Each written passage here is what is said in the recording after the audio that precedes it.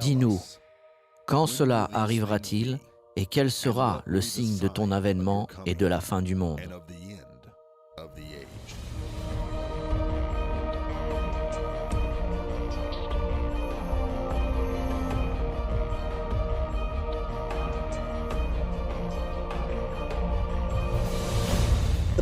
La prophétie que nous étudions aujourd'hui est l'une des plus importantes de la Bible.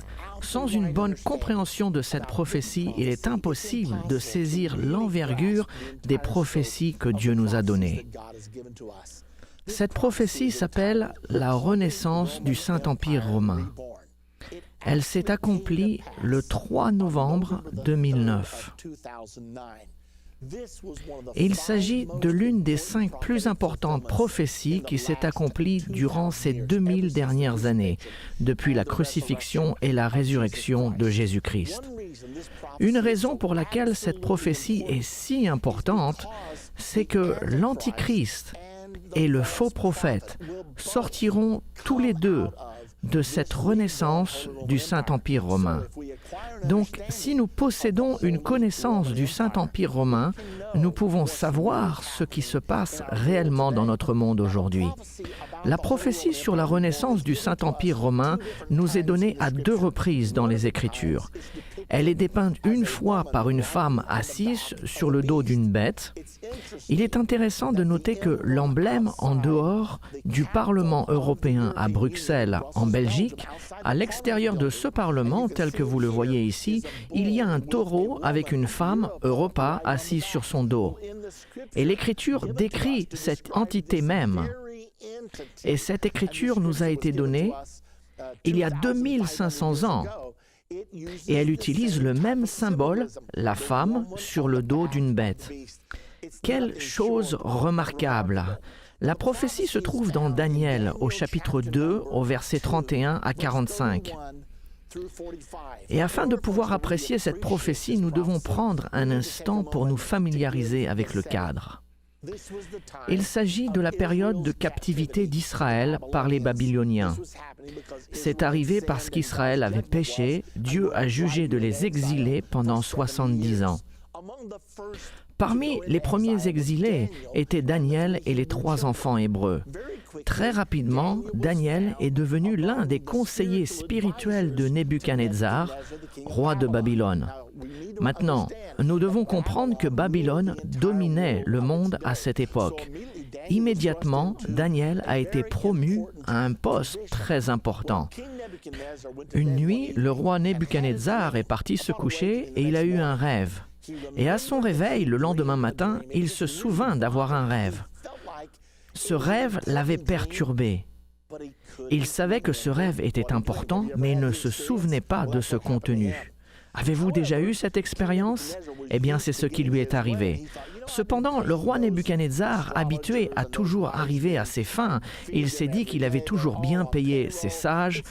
Il a dit « Je les nourris tous les jours, je les paye, il est temps pour eux de mériter leur salaire. » Il convoqua donc le chef des sages et lui dit « J'ai fait un rêve la nuit dernière. » Et le sage répondit « Pas de problème, racontez-moi votre rêve au roi et nous vous l'expliquerons. » Et Nebuchadnezzar dit « C'est justement cela le problème, je ne me souviens pas ce dont j'ai rêvé. Je veux que vous me disiez mon rêve et ce qu'il signifie. » Les sages étaient donc très perturbés. Ils dirent au roi, « Personne ne nous a jamais demandé de faire une telle chose auparavant. » Nebuchadnezzar a dit, « C'est bien ce que je pensais. Vous êtes tous des imposteurs. Vous êtes tous une bande de charlatans. Je ne vous nourrirai plus. » Et il ordonna de tuer sur le champ tous les sages du royaume. C'était une mauvaise nouvelle, bien évidemment. Et ils sont venus chez Daniel, frappèrent à sa porte et annoncèrent « Nous sommes ici pour te tuer. » C'était bien évidemment une nouvelle effrayante. Et Daniel dit « Attendez un instant, ça ne me dérange pas de mourir, mais dites-moi s'il vous plaît pour quelle raison ?» Et ils lui racontèrent très vite l'histoire. Daniel dit « Arrêtez votre programme d'extermination. Je ne peux pas dire au roi son rêve, mais je sers un Dieu qui révèle les secrets des cœurs des hommes, et il peut me révéler son rêve. Je vais aller le prier, et il me révélera le rêve. Puis je le dirai au roi Nebuchadnezzar. » Ils eurent tous un soupir de soulagement, espérant que Daniel pourrait le faire. Daniel fit venir ses 3 amis, Shadrach, Mishach et Abednego, les 3 enfants hébreux, et ils jeûnèrent et prièrent. Le soir même, Daniel partit se coucher et fit un rêve. Et à son réveil, le lendemain matin, il savait que Dieu lui avait révélé le rêve de Nebuchadnezzar. Et en plus, Dieu lui avait donné de comprendre sa signification. Alors, Daniel fut rapidement conduit au roi Nebuchadnezzar pour lui dire son rêve et son interprétation. Maintenant, j'imagine qu'il y avait beaucoup d'appréhension dans le palais ce jour-là, dans la salle du trône. Tout le monde espérait que ce jeune homme juif qui est venu de Jérusalem en captivité serait capable de dire le rêve et de l'interpréter. Voici ce qui arriva ensuite. Daniel commença à raconter le rêve et il dit « Ce que tu as vu, roi, était une image. L'image avait une tête d'or, les bras et la poitrine d'argent, le ventre et les cuisses de laiton, les jambes de fer et les pieds de fer et d'argile mélangés. Alors que tu regardais, une pierre se détacha de la montagne en roulant, elle frappa les pieds de l'image et l'image s'effondra en morceaux. Elle s'est désintégrée comme une paille sur l'air de battage et qui est emportée par le vent d'été. Le roi Nebuchadnezzar fut abasourdi car avez-vous déjà oublié quelque chose et quelqu'un vous rafraîchit la mémoire ? Eh bien, c'est ce qui s'est produit avec le roi. Dès que Daniel a commencé à lui dire le rêve, il a commencé à se souvenir de son rêve. Et il dit, « Daniel, c'est incroyable. Le Dieu que tu sers est vraiment capable de révéler les secrets des cœurs des hommes. » Ainsi, Nebuchadnezzar, roi du monde, réalise qu'il existe un véritable Dieu et qu'il y a des gens qui communiquent avec ce vrai Dieu. Ceci a préparé le terrain pour les futurs événements de la vie de Daniel dans le royaume babylonien. Daniel commença à expliquer le rêve à Nebuchadnezzar en décrivant les détails. Voici ce qu'il dit. Tout d'abord, la tête d'or, les bras et la poitrine d'argent, le ventre et les cuisses de laiton, les jambes de fer et les pieds de fer mélangés avec de l'argile, tous symbolisent des empires. Et il ne s'agit pas de n'importe quel empire, ce sont des empires commençant à partir de maintenant jusqu'à l'arrivée de Dieu pour établir son royaume sur terre. Ce sont des empires qui gouverneront le monde entier. Il y aura beaucoup d'empires qui passeront, mais seulement 5 domineront le monde. Et c'est la raison pour laquelle il y a 5 segments ou parties dans cette image. Et le verset 39 de Daniel 2 nous l'indique. Écoutez ceci. Après toi, Nebuchadnezzar, il s'élèvera un autre royaume moindre que le tien, puis un troisième royaume qui sera d'airain. Et voici la phrase saillante, et qui dominera sur toute la terre. Voilà la phrase qualifiante. Pour faire partie de cette prophétie, les royaumes doivent dominer sur toute la terre. Daniel continue donc à expliquer et dit « Ô toi, Nebuchadnezzar, et ton royaume babylonien, vous êtes la tête d'or et le monde entier compte sur vous pour la direction. Mais cela ne continuera pas toujours, car après vous surgira un autre royaume. Nous savons comment cela s'est passé. C'était pendant le temps du petit-fils de Nebuchadnezzar, Belchazzar. Belchazzar donna un grand festin. Pendant son règne, Nebuchadnezzar avait conquis Jérusalem et il avait emporté les vases d'or et d'argent consacrés au service de Dieu dans le temple. Mais par respect pour Daniel et son Dieu, Nebuchadnezzar n'avait rien fait avec ces vases. Il les avait simplement entreposés et les avait laissés. Cependant, Nebuchadnezzar n'avait pas transmis ces valeurs à son petit-fils. Et voici qu'un soir, Belchazzar fait la fête. Et quand Belchazzar faisait la fête, en tant que roi du monde, ses soirées étaient grandioses et surprenantes. Donc Belchazzar faisait la fête, Mais il en avait pris l'habitude. L'alcool était là, les drogues étaient là, mais la soirée devenait lassante. Et Belchazzar pensa, « Il faut que je trouve quelque chose de plus pour cette fête. » Et il pensa, « Que puis-je faire ?» Et il se souvint que ces vases d'or et d'argent qui n'avaient jamais été touchés, ils étaient interdits. Il décida donc de repousser les limites et donna l'ordre, « Apportez ces vases, nous allons nous en servir pour faire la fête ce soir. » C'est donc ce qu'ils ont fait. Sans aucun doute, ils ont réservé le plus beau gobelet d'or pour Belchazzar et ils l'ont rempli à ras-bord avec le meilleur vin. Et la Bible dit que lorsqu'il posa le gobelet sur ses lèvres, un bruit se fit entendre vers sa droite. Et quand il se retourna pour regarder, il vit le doigt d'une main d'homme inscrire un message sur la chaux de la muraille. Laissez-moi vous dire que cela arrêtera net n'importe quelle grande fête. Immédiatement, les gens ont vu cela et ont commencé à s'enfuir. La Bible nous dit de Belchazzar que ses genoux se heurtèrent l'un contre l'autre.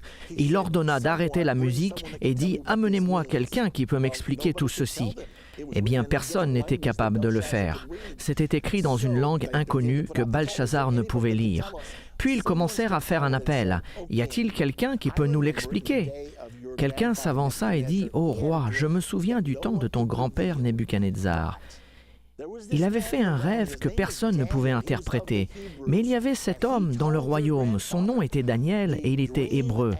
Et il a dit à ton grand-père son rêve et sa signification.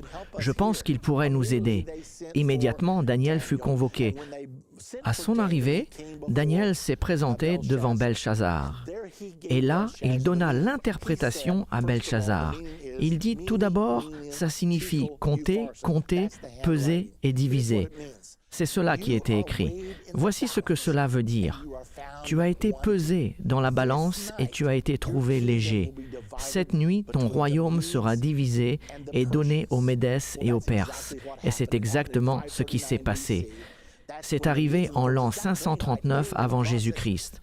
Cette même nuit, les Médès et les Perses envahissaient Babylone et ils ont renversé le royaume de Babylone cette nuit-là et entre l'an 539 et l'an 331 avant Jésus-Christ, les Médès et les Perses régnèrent sur le monde entier. La prophétie continue à dire qu'il y a un autre segment. Récapitulons donc. Une tête d'or, Babylone, des bras et une poitrine d'argent, les Médès et les Perses. Maintenant, examinons le ventre et les cuisses de laiton. Alexandre le Grand a semé la panique dans la région en l'an 331 avant Jésus-Christ. Il a conquis l'empire perse et Médès. Alexandre le Grand avait conquis le monde entier en son temps alors qu'il n'avait que 30 ans. Pouvez-vous imaginer cela? Et quand il a finalement conquis le dernier bastion de résistance, l'histoire nous dit qu'il s'est assis pour pleurer, car il n'y avait plus de terre à conquérir, car il aimait la guerre par-dessus tout. Ainsi commença le royaume des Grecs, et la Grèce a dominé le monde pendant les 2 siècles suivants, entre l'an 331 et jusqu'à environ l'an 197 avant Jésus-Christ. Ce fut vers l'an 197 avant Jésus-Christ que les Romains ont vaincu les Grecs et commencèrent à régner. En ce qui concerne tous ces empires du monde prophétisés, les Romains étaient symbolisés par les jambes de fer. L'empire romain était le plus fort et a duré le plus longtemps. Entre l'an 197 avant Jésus-Christ et aux environs de l'an 284 après Jésus-Christ, les Romains ont dominé sur le monde entier. C'étaient les Romains qui gouvernaient le monde pendant la période de Jésus-Christ. C'est la raison pour laquelle il y avait des soldats romains à la crucifixion de Jésus. Ils étaient les forces occupantes, là pour renforcer la volonté du gouvernement romain sur le peuple israélien. C'était la raison pour laquelle les gens se sont approchés de Jésus pour lui dire « Devons-nous payer les taxes romaines ?» Évidemment, ils savaient que c'était un piège et que s'il disait non, les Romains viendraient pour l'arrêter et l'enfermer pour rébellion contre l'Empire. Alors Jésus a tout simplement dit « Apportez-moi un denier ». Et ils l'ont fait. Jésus a dit « Quelle est l'inscription sur ce denier ?» Ils répondirent « C'est l'effigie de César ». Et Jésus dit « Rendez à César ce qui appartient à César et à Dieu ce qui est à Dieu ». Maintenant, nous arrivons à la partie la plus importante de cette prophétie. Remarquez que lorsque vous regardez chaque segment de l'image, à chaque fois, il y a un changement de métal. De l'or à l'argent, du laiton au fer, jusqu'à ce que vous arriviez au dernier segment. Vous voyez des jambes de fer, puis des pieds de fer mélangés avec de l'argile. Ceci est très important, car cette fois-ci, il n'y a pas un changement total. Ceci nous aide vraiment à comprendre comment sera ce dernier empire. Parce que le dernier empire ne sera pas l'Empire romain, mais il s'apparentera à l'Empire romain. L'élément romain est gardé quand nous allons de l'an 300 jusqu'à l'an 800, car c'est en l'an 800 que le Saint-Empire romain est né. L'Empire romain et le Saint-Empire romain ne sont pas exactement les mêmes. L'Empire romain était totalement séculaire, mais le Saint-Empire romain, comme son nom l'indique, doit être une union, une alliance entre l'Église et l'État, entre la politique et la religion.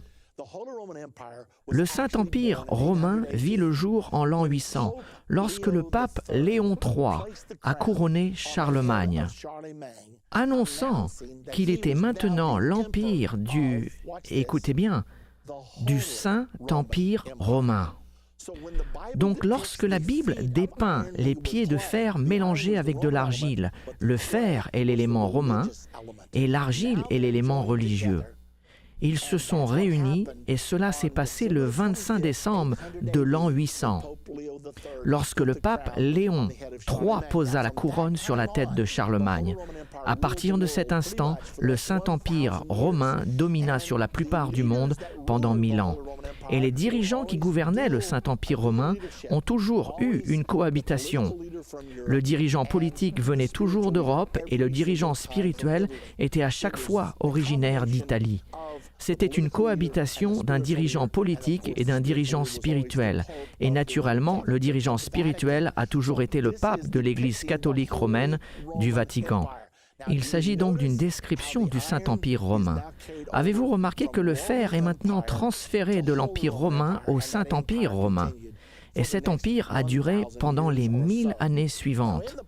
Maintenant, dans la prophétie du chapitre 2 de Daniel, il est dit que cette pierre se détacha de la montagne et roule vers les pieds de l'image pour les frapper. Voici une idée cruciale, car elle nous est dit que la pierre qui se détache de la montagne représente l'arrivée du royaume de Dieu. Et il va venir pour détruire tous les gouvernements des hommes. Plusieurs passages de l'Écriture nous enseignent que l'humanité sera autorisée à se gouverner jusqu'à l'arrivée du royaume de Dieu. Lorsque l'humanité aura eu assez de temps pour apprendre qu'elle n'est pas capable de se gouverner par elle-même, la Bible nous dit que Dieu viendra, détruira les gouvernements des hommes et établira son royaume qui ne passera point et qui ne sera jamais détruit. C'est ce qui est décrit ici par la pierre se détachant de la montagne. Elle frappe l'image. Où? Elle frappe l'image à ses pieds. Les pieds étaient de fer mélangé avec de l'argile. Le fer mélangé avec de l'argile symbolise le Saint-Empire romain. Ceci nous indique que le Saint-Empire romain doit être au pouvoir quand le Messie viendra pour anéantir les trônes des hommes et établir son royaume.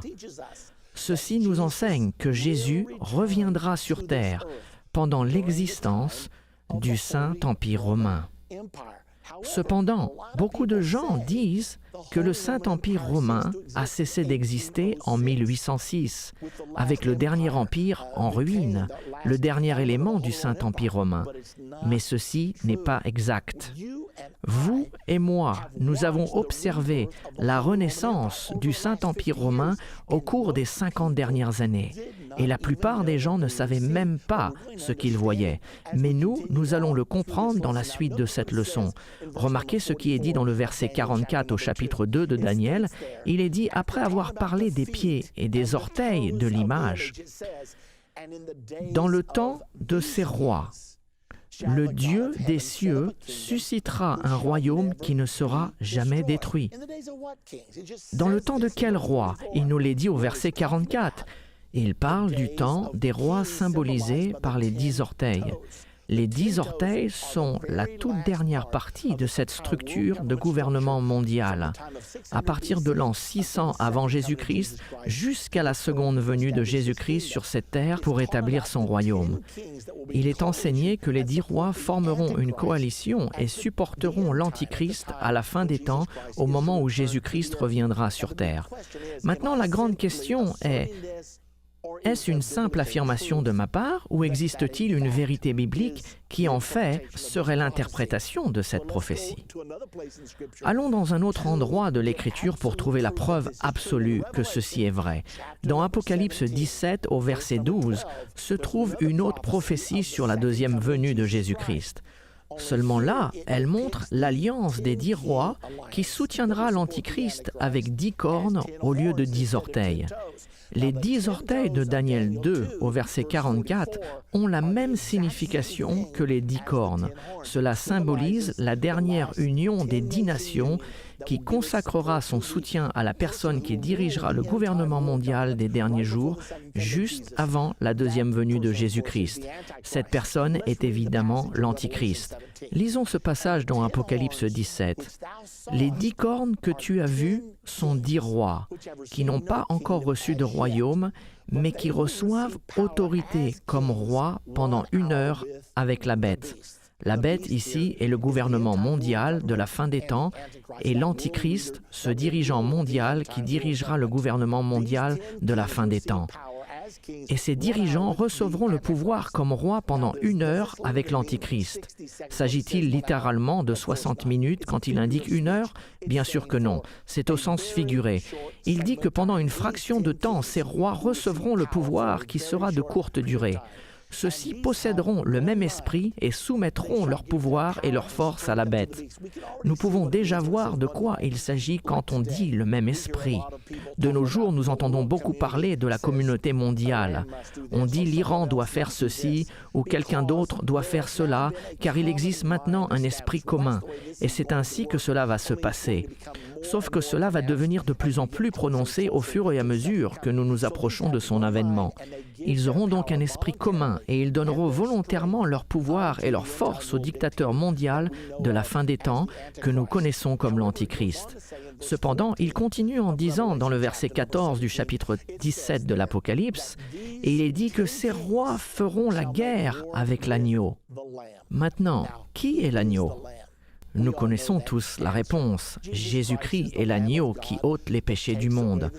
Donc quand Jésus-Christ reviendra pour établir son royaume, ces 10 rois, en alliance avec l'Antichrist, vont combattre contre Jésus lors de son arrivée. Ceux-ci feront la guerre contre l'agneau, Jésus-Christ.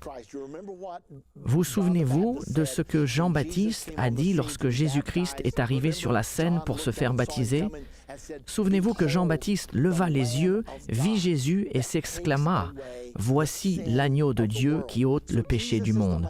Jésus est donc l'agneau, et lorsqu'il reviendra, ils vont lui résister. La Bible dit, ils combattront contre l'agneau, et l'agneau les vaincra parce qu'il est le Seigneur des seigneurs et le Roi des rois. Et les appelés, les élus et les fidèles qui sont avec lui les vaincront aussi. Ainsi, lorsque Jésus reviendra, nous l'aurons déjà rejoint dans les airs. Car ceux qui font partie de l'Église de Jésus-Christ, ceux qui sont nés de nouveau, seront enlevés pour aller à la rencontre du Seigneur dans les airs. Puis nous partirons avec lui. Il descendra sur le mont des Oliviers à Jérusalem pour la bataille d'Armageddon. C'est alors que les empires du monde vont résister à Jésus-Christ, mais il triomphera, car il est le Seigneur des seigneurs, le Roi des rois, et ceux qui seront avec lui seront les appelés, les choisis et les fidèles. Maintenant, ceci est vraiment important si vous désirez être avec lui. Tout le monde est appelé. La Bible nous dit « beaucoup sont appelés ». Ensuite, elle dit « mais peu sont élus ». Une fois que vous êtes appelé, vous devez conformer votre vie à Jésus-Christ et apprendre à devenir son vrai disciple et marcher avec lui. Ensuite, après avoir été appelé et choisi, il est vital que vous soyez fidèle. Ainsi, nous avons examiné la prophétie qui parle de la renaissance du Saint-Empire romain. Je vous ai dit dans la leçon d'aujourd'hui que ceci est déjà arrivé. Dans la prochaine partie de la fin de l'ère, vous découvrirez en détail comment cette prophétie a été accomplie. Et c'est absolument incroyable que vous et moi, nous soyons témoins de cette importante réalisation prophétique qui a eu lieu le 3 novembre 2009. L'une des 5 plus importantes prophéties qui s'est accomplie durant ces 2000 dernières années. Cependant, la chose la plus étonnante, c'est que le monde ne s'en est même pas rendu compte. Ils n'ont pas su que l'une des plus importantes prophéties de la Bible s'est réalisée. Néanmoins, si vous comprenez la Bible, vous le savez, vous l'avez suivie, vous avez réalisé que vous avez été témoin d'une des plus grandes réalisations prophétiques de ces 2000 dernières années. Vous savez que cela s'est produit avec la première venue de Jésus-Christ. Sa première venue, il y avait 100 prophéties spécifiques et elles se sont toutes accomplies, mais la plupart des gens l'avaient totalement ignorée. Tout comme la plupart des gens sont passés à côté de la renaissance du Saint-Empire romain qui vient de se produire récemment. Ils l'ont manqué. Pourquoi? Parce qu'ils ne connaissaient pas les prophéties et ils ne les comprenaient pas. Donc en résumé, quelle est la chose importante à se souvenir concernant cette prophétie du Saint-Empire romain? C'est les pieds de fer mélangés avec de l'argile. Il est crucial de savoir qu'il y aura 2 dirigeants dans ce Saint-Empire romain. Il y a toujours eu un dirigeant politique et un dirigeant spirituel. Et dans la prochaine partie, vous découvrirez qu'il y aura de nouveau un dirigeant spirituel et un dirigeant politique. Seulement, selon la prophétie, le dirigeant politique sera l'Antichrist et le dirigeant spirituel sera le faux prophète. Il est donc très important que nous le réalisions. Dans la partie précédente de la fin de l'ère, nous avons étudié la prophétie de Daniel 2 au sujet du Saint-Empire romain. Nous avons montré que Jésus-Christ reviendra sur terre pendant le règne du Saint-Empire romain et que l'Antichrist et le faux prophète viendront de cette renaissance du Saint-Empire romain. Maintenant, dans la dernière partie, nous avons montré que cela s'est déjà passé, que le Saint-Empire romain a déjà été réétabli. Maintenant, nous voulons vous expliquer. Voici ce qui s'est passé concernant la renaissance du Saint-Empire romain. Après la Deuxième Guerre mondiale, les empires d'Europe étaient en ruine à cause du pillage des nazis allemands et de cette Deuxième Guerre mondiale. La Grande-Bretagne, l'Allemagne, la France, l'Italie, toutes ces grandes puissances d'Europe étaient réduites en ruine. Cependant, elles étaient les vieilles puissances traditionnelles qui dirigeaient le monde. Elles ne voulaient pas être mises de côté dans la puissante équation du nouveau monde qui allait venir. Il y avait 2 puissances nucléaires émergentes, l'Union soviétique et les États-Unis d'Amérique. Winston Churchill avait prévu qu'il fallait un réalignement radical ou bien que l'Europe deviendrait sans intérêt. Il a proposé dans un discours peu de temps après la fin de la Deuxième Guerre mondiale qu'une union des États d'Europe allait s'établir. Il a dit que dans les jours de la superpuissance nucléaire, il était nécessaire d'avoir une population de 200 millions d'habitants pour avoir assez de population et de ressources économiques pour pouvoir jouer dans la cour des puissances nucléaires. Il a dit, soit nous oublions nos différences et nous nous unifions ensemble dans l'Europe, créant ainsi les États-Unis de l'Europe, et il a vraiment employé ce terme, ou bien tout le pouvoir se déplacera vers l'URSS et les USA. Eh bien, les vieux et fiers États de l'Europe avaient l'habitude de jouer un rôle principal dans les affaires mondiales et ne voulaient pas être exclus de l'histoire. Par conséquent, ils ont pris une décision. En 1957, il y a eu un traité signé qui s'est appelé le traité de Rome. Ils ont créé par la signature de ce traité de Rome ce que l'on appelle aujourd'hui le marché commun. L'objectif premier était l'union économique, mais ce n'était pas l'objectif ultime. Les dirigeants savaient que l'union économique devait venir en premier et que l'union politique devait suivre. Car une fois que vous joignez des entités économiquement, ils doivent voter des lois pour contrôler et réguler leur interaction. Et finalement, vous établirez une série de lois qui deviendront une union politique ainsi qu'économique. Ainsi, tout cela a été mis en action par 6 nations. Ils ont signé le traité de Rome en 1957. Beaucoup d'autres nations en Europe doutaient que cela ne marche, alors ils se sont tenus à l'écart. Cependant, cela a fonctionné bien mieux que la plupart des gens auraient pensé. Rapidement, d'autres gens se sont joints à ce marché commun. Ils ont commencé à 6, puis 9, puis 10, puis 12, et ils ont fini à 15. Et donc, en 1992, toutes les barrières économiques avaient été renversées. Ainsi, vous pouviez récolter en Allemagne et vendre en France, au même titre que nous pouvons cultiver dans l'Indiana et vendre dans l'Illinois. Toutes les taxes d'import-export, toutes les barrières économiques ont été supprimées en 1992. Et certains ont dit « ça c'est bien ». Mais les vrais dirigeants ont dit « non, ceci est juste la première phase ». Et aussitôt, ils ont eu une autre réunion à Maastricht, en Hollande, et ils ont écrit un nouveau traité, le traité de Maastricht. L'objectif de ce traité était de passer d'une union économique à une union politique. Et en 1999, ils avaient leur monnaie commune, l'euro. Nous sommes tous familiers avec l'euro. En 2004, l'Union européenne comprenait 25 États membres. Nous parlons de 25 nations qui ont fusionné leur économie.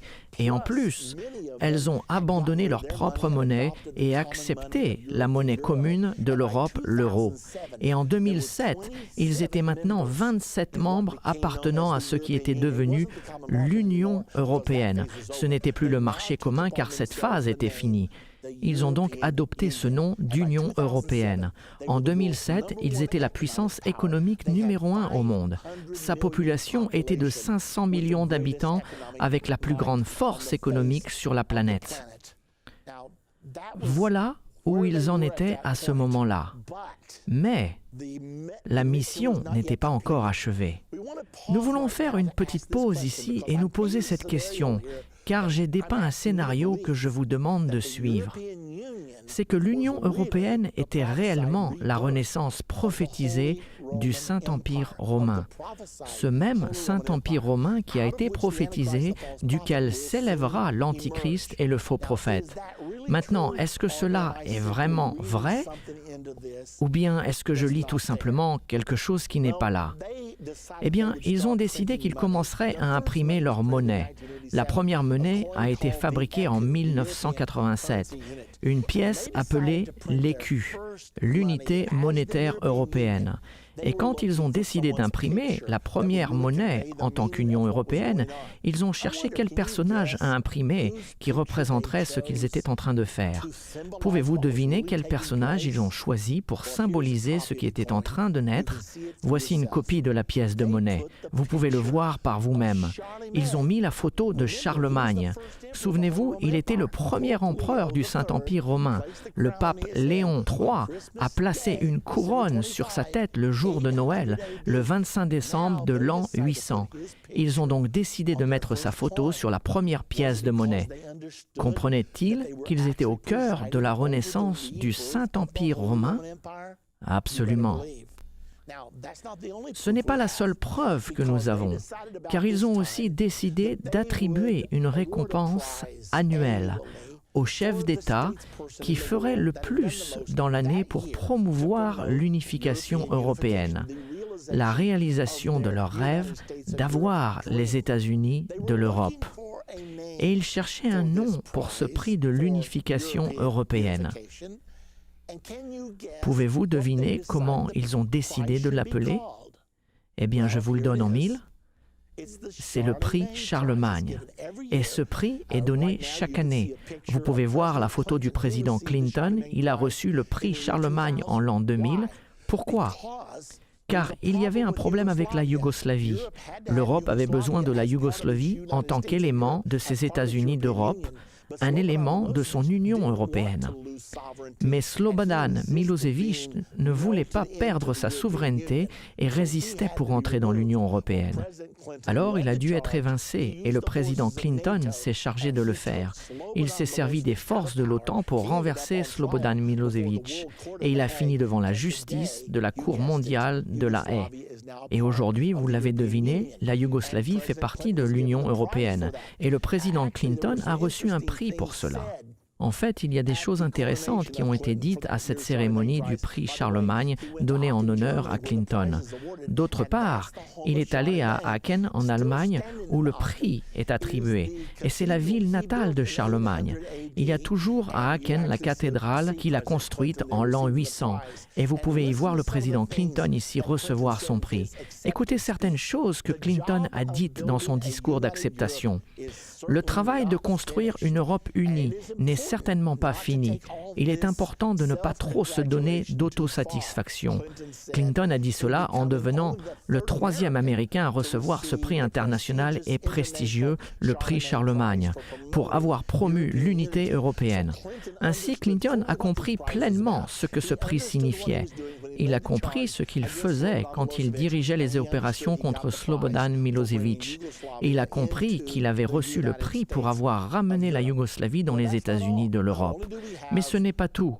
Non seulement nous avons la photo de Charlemagne sur la première pièce de monnaie, non seulement nous avons le prix Charlemagne, mais l'hebdomadaire le plus important en Europe, l'Économiste.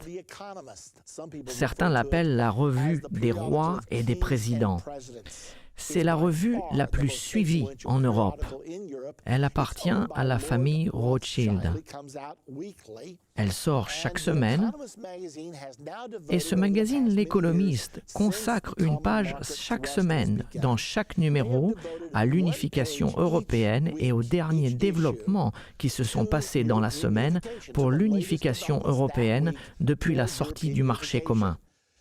Maintenant, pouvez-vous imaginer comment ils appellent cette page spéciale chaque semaine? Vous commencez à le voir maintenant? La voici. Elle est appelée la page Charlemagne. Maintenant, savent-ils ce qu'ils font ou pas? D'autre part, d'autres nations essayent toujours de s'y joindre, car l'Union européenne devient de plus en plus puissante, pas seulement en tant que quantité économique, mais en tant qu'union politique dans le monde, et beaucoup cherchent à faire partie de l'Union européenne. Cependant, lorsqu'ils présentent leurs demandes, il y a un bâtiment spécial pour cela à Bruxelles, qui est le siège social de l'Union européenne. Et à Bruxelles, en Belgique, il y a un bâtiment spécial où ils doivent faire leurs demandes et où ils conduisent leur investigation pointilleuse pour chacun d'entre eux pour devenir membre de l'Union européenne. Y a-t-il une chance pour que vous soyez capable de deviner comment ils appellent ce bâtiment où ils doivent aller pour faire une demande pour devenir membre de l'Union européenne? Si vous avez deviné le bâtiment Charlemagne, eh bien vous avez raison.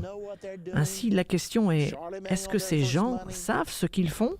Charlemagne sur leur monnaie? Le prix Charlemagne? La page Charlemagne dans le magazine de L'Économiste? Et le bâtiment Charlemagne? Je pense qu'ils savent ce qu'ils font. Je pense qu'ils savent qu'ils sont au cœur de la Renaissance du Saint-Empire romain. Il y a encore une chose que vous devez voir, car vous ne pouvez pas avoir une nation sans avoir un drapeau. Et ils en ont un. Voici leur drapeau. Si vous le regardez, dans la partie supérieure, vous voyez un drapeau bleu avec 12 étoiles dorées superposées sur le drapeau. Et tout de suite, on se dit, qu'est-ce que cela signifie? Pourquoi ont-ils 12 étoiles? Quelqu'un a dit, sur le drapeau des États-Unis, puisque nous avons 50 États, donc nous avons 50 étoiles. Quand nous avions 48 États, nous avions 48 étoiles. Mais eux, ils n'ont pas 12 États. Ils sont aujourd'hui à 27 et ils ont toujours 12 étoiles. J'ai demandé aux gens qui travaillaient au Parlement à Bruxelles, lorsque j'étais en train de le visiter, « Pourquoi avez-vous seulement 12 étoiles sur votre drapeau ?» Ils m'ont regardé, abasourdi, et m'ont répondu, « Eh bien, nous avons 12 membres. » Je leur ai dit, « Non, vous en avez actuellement 27. » Et ils m'ont répondu, « On ne sait pas exactement. » J'ai découvert pourquoi ils ont 12 étoiles. Le créateur du drapeau, M. Arsfinn Heitz, qui a aujourd'hui plus de 80 ans, a créé ce drapeau et il a écrit un article expliquant pourquoi il avait dessiné ce drapeau ainsi. Il l'avait fait parce qu'il croyait que le Saint-Empire romain devait avoir son élément saint au-dessus. En tant que catholique dévoué, il croyait que la femme décrite dans Apocalypse 12 au verset 1 et 2, il y avait une femme qui donne naissance à un enfant avec 12 étoiles autour de sa tête. Il croyait que cela était la Vierge Marie dans Apocalypse 12. Et donc qu'il devait prendre ces 12 étoiles de sa tête et les mettre sur le drapeau, ce qui envoie un signal à ceux qui comprennent ces choses que l'Europe est sous la bannière de Marie. L'Église catholique est bel et bien vivante et fait partie du Saint-Empire romain. Vous regardez donc maintenant une image de la Vierge Marie avec 12 étoiles autour de sa tête. Ceci a été pris dans une église à Bruxelles. Et au travers de l'Europe, vous verrez ces 12 étoiles là où vous regardez. Il est intéressant de voir qu'il y a ces 12 étoiles sur toutes les plaques d'immatriculation de tous les pays de l'Union européenne. Ils ont également les 12 étoiles sur l'euro. Alors, elles sont partout et c'est le symbole, souvenez-vous, du Saint-Empire romain, qui est l'alliance de l'Église avec l'État et de la politique avec la religion. Il restait une chose dont l'Europe avait besoin pour vraiment être les États-Unis de l'Europe ou l'Union européenne. Ils pensaient qu'ils devraient avoir une constitution. Donc ils ont commencé à travailler dessus. Et le 29 octobre 2004, ils ont signé une constitution. Ils se sont réunis à l'endroit même où le traité de Rome avait été signé pour fonder le marché commun en 1957. Ils étaient 25 à ce moment-là et ils ont tous signé la Constitution.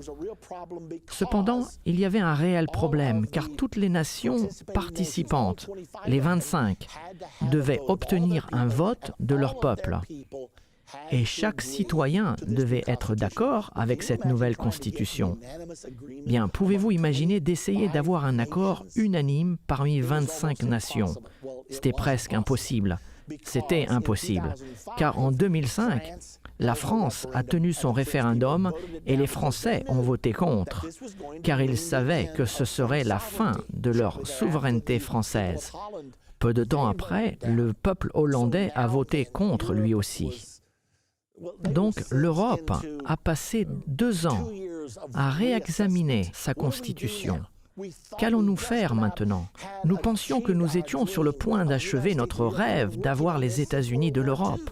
Nous avons travaillé sur cela depuis la Deuxième Guerre mondiale. Nous avons travaillé sur cela depuis la fondation du Saint-Empire romain en 1957. Et maintenant, il semblerait que le tout s'émiette à cause du manque de vision du peuple français et hollandais. Alors ils se sont réunis de nouveau pour se poser la question « Que fait-on maintenant ?» Cependant, vous savez comment les politiciens peuvent être quelquefois remplis d'idées. Certains politiciens ont dit « Vous savez, tout n'est pas perdu. Nous n'aurons probablement jamais assez de votes de chaque nation pour être approuvés, mais il y a un moyen de contourner cela. Si nous changeons cette constitution en traité et que chacun d'entre nous adopte ce traité, nous pouvons arriver au même objectif. Et les traités n'exigent pas un référendum du peuple. Alors voilà comment l'idée est née. Le 13 décembre 2007, les 27 nations sont allées à Lisbonne, au Portugal, et là, ils ont signé ce nouveau traité que tout le monde savait contenait tous les éléments de la Constitution. Mais alors, quand est-ce qu'une Constitution n'est pas une Constitution? Quand les politiciens disent ce n'est pas une Constitution, c'est un traité. Et de suite, notre problème est résolu. Donc, toutes les nations ont signé. Cependant, ils devaient toujours faire exécuter une ratification au Parlement. Ils n'avaient pas besoin d'un référendum, à l'exception d'une nation problématique. L'Irlande du Nord avait écrit dans sa constitution qu'un référendum était nécessaire. Eh bien, nation après nation, la France, la Hollande a immédiatement commencé à ratifier dans leur Parlement. La destinée de l'Union européenne est aux mains des politiciens les plus sages, qui savent ce qui est le mieux pour leur peuple quand ils ne savent même pas ce qui est le mieux pour eux-mêmes. Mais quand c'était le moment de voter en Irlande, les Irlandais savaient que c'était la fin de la souveraineté irlandaise s'ils disaient oui, et ont donc voté non. Alors nous avons ce petit pays qui gâche ce grand rêve. Très rapidement, les plus grands membres de l'Union européenne ont dit à l'Irlande « Si vous voulez rester dans l'Union européenne, il va falloir trouver un moyen de changer votre vote. » Alors ils ont commencé à acheminer des fonds et ont lancé une énorme campagne de relations publiques et dépensé des centaines de millions d'euros. Et une année après, le peuple irlandais décidait de revoter. À ce moment-là, en 2008, ils se trouvaient au milieu d'une crise économique et ils ont commencé à penser « Que va-t-il se passer si nous restons seuls? Nous avons la protection de l'Union européenne. Vous savez, peut-être que ce serait une bonne chose de faire partie de l'Union européenne. » Alors, ils ont voté de nouveau et évidemment, ils ont approuvé. Rapidement, les quelques résistants ont commencé à ratifier ce traité. Puis le 3 novembre 2009, la dernière nation à ratifier était la nation de la République tchèque. Et ils l'ont ratifié. Et quand ils l'ont fait, le Saint-Empire romain était de nouveau né. Le 3 novembre 2009, cette entité est née. Celui qui va être au pouvoir sur terre au moment de l'Antichrist, du faux prophète et du retour de Jésus-Christ. Il est donc existant aujourd'hui. Nous allons voir une vidéo maintenant où vous allez être témoin des signatures. Remarquez que les signatures sont faites dans un monastère. Pourquoi à cet endroit? C'est intéressant. Est-ce que cela a quelque chose à faire avec la religion et la politique? Nous voyons ici tous ces dirigeants politiques dans un monastère et vous allez voir chaque chef d'État, l'un après l'autre, apposer leur signature sur le document. Maintenant, notez à quel point ceci est historique. Notez quelle importance ils donnent à tout cela. Et ils ont raison. Ils savent ce qu'ils font. Ils savent que cela est un tournant et qu'ils donnent naissance de nouveau au Saint-Empire romain. Regardez cela.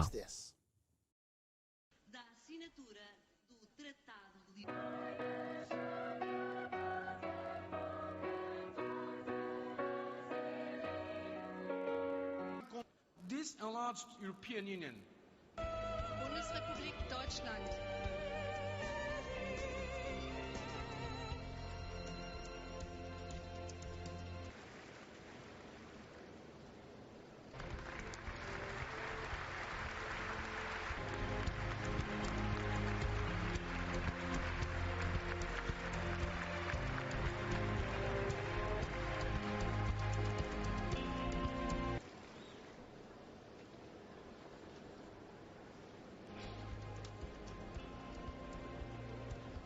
Reino dos Países Baixos.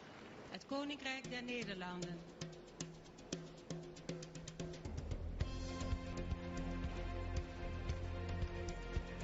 Finally, the United Kingdom of Great Britain and Northern Ireland.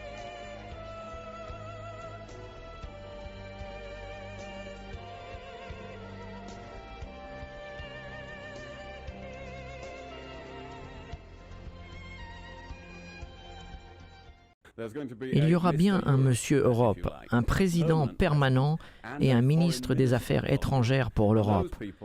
Ces personnes sont désignées pour ce traité à avoir davantage de puissance au fil du temps, en sorte que l'Europe devienne plus centralisée afin que le pouvoir passe de la main des nations membres à celle de Bruxelles. Nous pensons que ceci ramène l'Europe dans la mauvaise direction. Eh bien voilà, vous venez d'être témoin de la signature du traité de la Constitution des États-Unis d'Europe. L'Amérique a sa Constitution, maintenant l'Union européenne a la sienne. Le dernier membre dont nous avons parlé tout à l'heure a ratifié le 3 novembre 2009. Alors ces gens qui pensent que le Saint-Empire romain a cessé d'exister en 1806 vont être surpris, car nous venons d'être témoins au cours des 50 dernières années de la reformation et maintenant de la renaissance du Saint-Empire romain. Maintenant, l'une des choses que le traité de Lisbonne prévoit, c'est qu'une fois la Constitution signée, l'Europe aura son propre président et son propre premier ministre permanent, juste comme les États-Unis d'Amérique ont un président américain et un secrétaire d'État. L'Europe va maintenant avoir les siens. Cela s'est passé quelques semaines après la signature de la Constitution, puisque le 19 novembre 2009, Herman Van Rompuy de Belgique a été choisi comme premier président de l'Union européenne. Et Catherine Ashton de la Grande-Bretagne a été choisie pour être la ministre des Affaires étrangères. Ainsi, nous y sommes. Le moment n'est pas encore arrivé. Tout n'est pas encore exactement en place. Nous ne comprenons pas vraiment d'où va venir l'union des 10 nations, mais nous le verrons très rapidement. Alors, où en sommes-nous et que veut dire tout cela pour vous et moi maintenant ? Ce que cela signifie, c'est que la renaissance prophétisée du Saint-Empire romain est maintenant accomplie. Nous voyons ici dans Apocalypse 17 une autre image du Saint-Empire romain. Mais cette fois-ci, nous avons le système du gouvernement mondial décrit comme une bête ayant 7 têtes et 10 cornes. Toutes ces choses-là ont été expliquées dans nos précédentes leçons de la série La fin de l'ère. Cependant, on voit cette femme, qui est le symbole du Vatican, assise sur le dos de ce système du gouvernement mondial. Ceci sera la puissance de l'Antichrist. Ce sera l'union de la politique et de la religion. Maintenant, beaucoup de personnes se demandent si l'Antichrist pourrait être musulman. Pas selon cette prophétie du Saint-Empire romain. Il est clairement dit que cette union de 10 nations, et souvenez-vous ce que les 10 cornes et les 10 orteils symbolisent, il est dit que l'Antichrist s'élèvera d'au milieu d'elle, qu'il aura une autre corne qui déracinera 3 rois et que cet homme sera l'Antichrist. Cela nous donne la preuve absolue que l'Antichrist viendra du fer et de l'argile mélangés depuis la bête montée par la femme. Rappelez-vous la photo montrant l'extérieur du Parlement à Bruxelles, à l'extérieur du Parlement de l'Union européenne, Europa, sur le dos d'un taureau. Ceci est très similaire avec ce que nous assistons à ce moment. Cela nous montre donc que le 3 novembre 2009, le Saint-Empire romain était de ce fait de nouveau né. Tout juste comme la prophétie de Daniel 2 et comme la prophétie dans Apocalypse 17. La prophétie dit que pendant cette ère, Jésus-Christ reviendra sur terre et que l'Antichrist aura ses 3 ans et demi de règne et que le faux prophète régnera avec lui et que Jésus-Christ viendra. Eh bien, le Saint-Empire romain a été rétabli. Alors ma question est, est-ce que l'Antichrist et le faux prophète sont encore loin ?